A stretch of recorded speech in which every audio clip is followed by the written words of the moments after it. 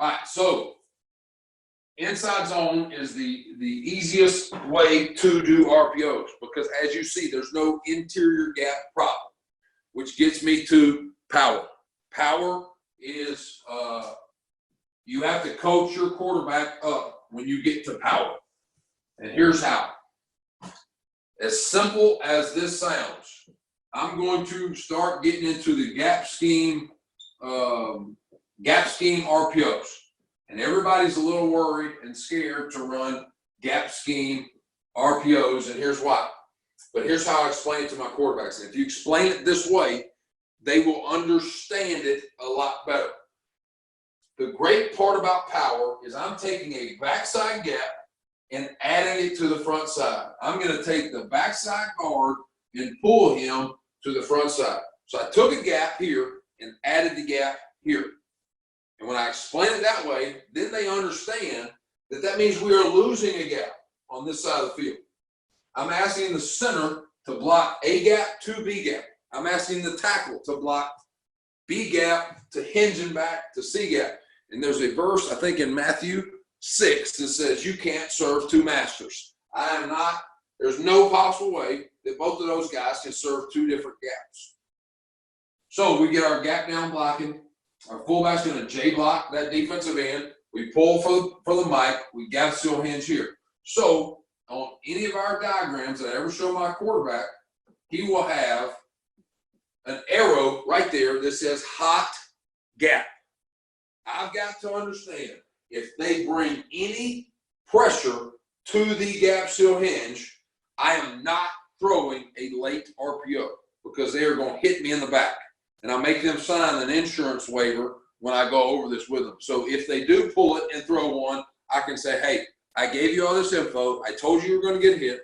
So now you can't blame me for it. Now, we're going to run the two receiver spot out here. All right. The Z is taking the 2 steps, and he's coming back down the stem to catch the 2 receiver spot. The Y is protecting for the 2 receiver spot. Whoever triggers that spot, who's normally going to be the corner in most situations.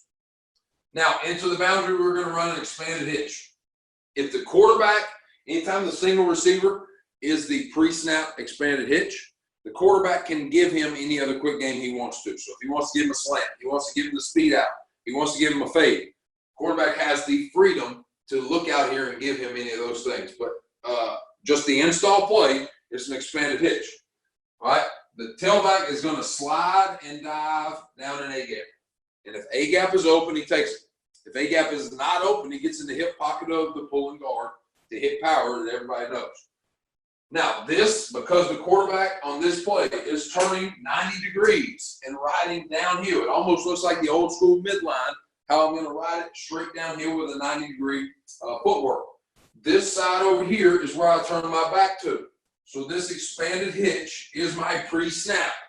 If I can look out there and throw the hitch, you have the freedom to do it. But I ask the quarterbacks too, do I have to throw a hitch?